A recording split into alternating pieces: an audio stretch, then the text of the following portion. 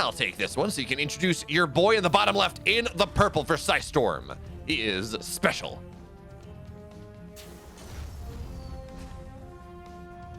And in the top right, the red Protoss player playing for Alpha X in South Korea. This is Zoun. I almost did it again. I almost pressed delete on the scene. Are you sure you want to do that? I really don't. I'm glad I don't. Okay. Okay, no, I'm not getting psyched out by the probe this time. I'm not gonna do it. The probe just checked the third. He was making sure that there wasn't a 2-Rax. I'm just gonna take a deep breath, really relax myself. It's not that crazy. I just get so excited when I see probes on the map, man. Like, where's the cannons going? Just tell me. I mean, I remember the Legacy cinematic. Probius is my hero. That's fair. That's fair. Probius is kind of a good guy. But is he gonna like? I mean, Karax is like the homie though. I mean, doesn't in Probius can't Probius in Heroes of the Storm actually cannon rush areas of the map? Like, I've actually never played Heroes of the Storm, so I can't tell you. I played it like a little bit, but it was before Probius was added.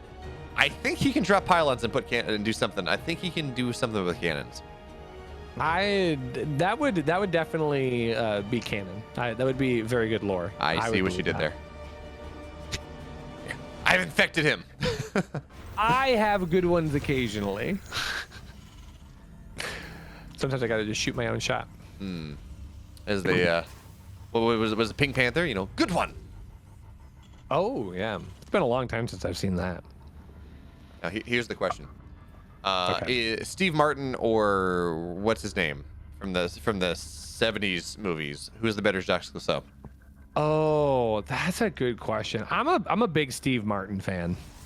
I mean, there's something to be said about like, well, you always got to stick with like the original because that's the inspiration. But like Steve Martin, pretty good.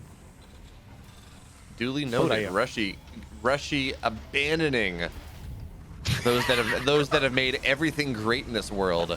Oh my gosh. Okay, let's also get rid of technology because we could write on paper before computers made it worse. Absolutely. Yeah, that seems like something that you. Now we need to get rid of paper. We need to get rid of paper too. We need to go back to to clay tablets. Yes, there we go. The true art form. Man. The true art form.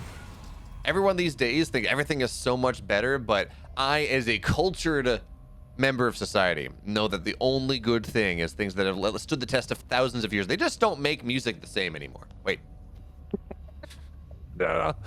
Excuse me, the streamers had a word wrong. Get them, internet. Get them. Don't you know that the only good music is classic rock? They just don't make, they used to make classical music with rocks. Is that the same? Yeah.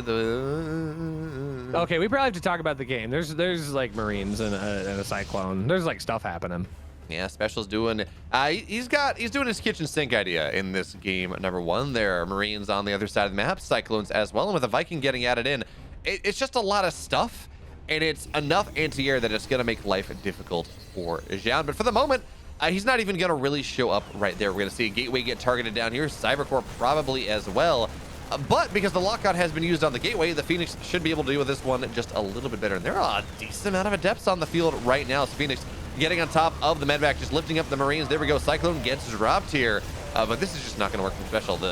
There's a second Cyclone, sure, but a good lift up on the first one. Running away, the Phoenix is, and he's able to do so. So this is smashed. This is like a burger at your favorite burger shop. Absolutely just smashed, flat. And Special runs back on the other side of the map, but he's really not going to be able to get what he wants at this point. No, he's had to sacrifice a whole lot to make that push happen, and there's not that many workers at the natural here. There's just gonna be units kind of filtering out. Yeah, I was gonna say that tank actually has to go back. If he just loses the tank, the game's over. I guess the game's just over. All right, GG. BeoMulf, I have a secret to tell you. Oh no.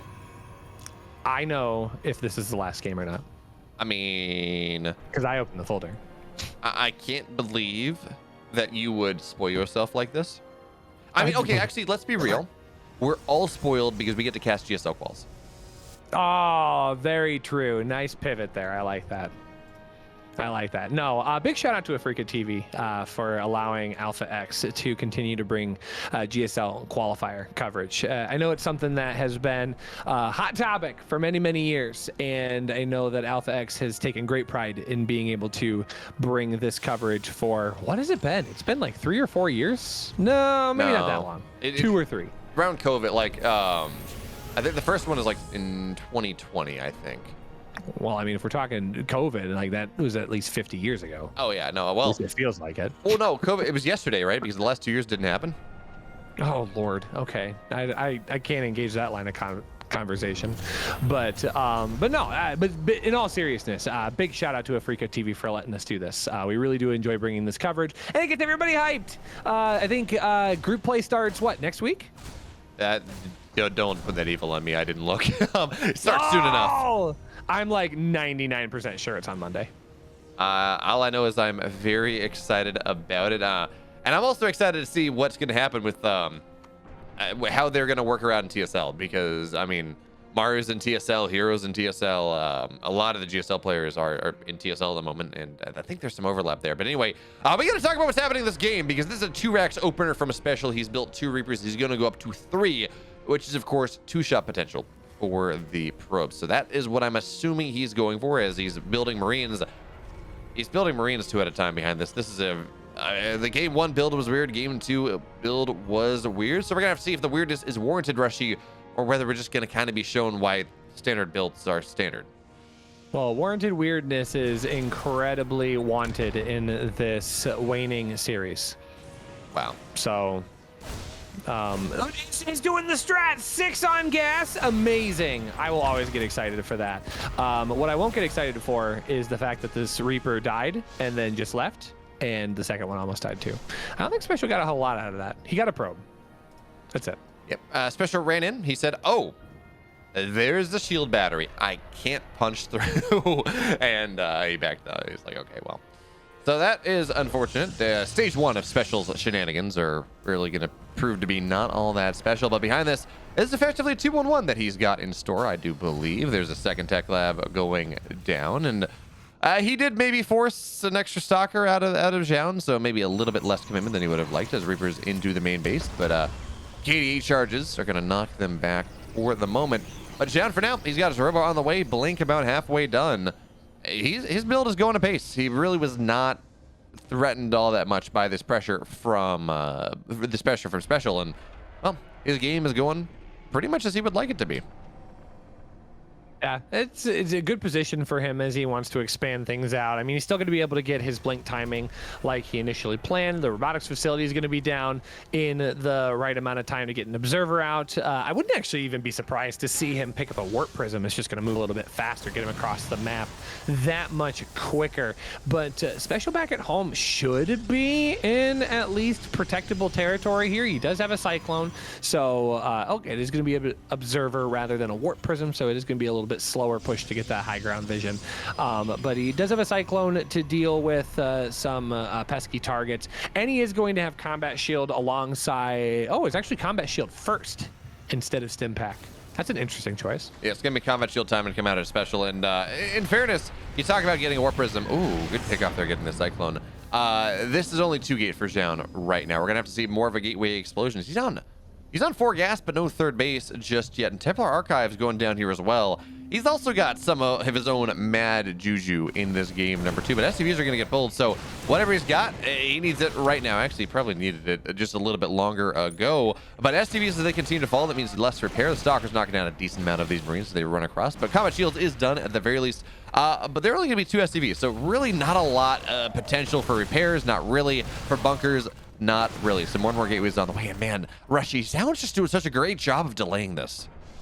Yeah, getting a lot of picks as well. How many Marines have been picked off here? 5 in total. That's a significant amount of damage, especially since there is no stim pack, so this army doesn't have a chance to leap in. Special needs to rely on the sheer numbers to be able to push into this position. So tanks are going to start sieging up. There goes a bunker. That's going to be a nice little addition to this, and that's going to be a focus fire target here for Zoun. There is a shield battery overcharge available. That gateway is going to go down. That's an acceptable loss here for Zoun as long as he can hold on to this base location. But look at the warp prism on the right-hand side. There goes an immortal inside of it as well. That's going to be able to find some high-value targets. If it doesn't just go right across the map, it could easily just help out with this push, but instead it seems like it's just gonna sit idly by and just wait. There goes the shield battery overcharge to keep things alive. That Archon's gonna be able to get a lot of value if it stays focused on that, but Zoun playing very patiently here. Special is going to have to deal with the warp prism on the backside as well.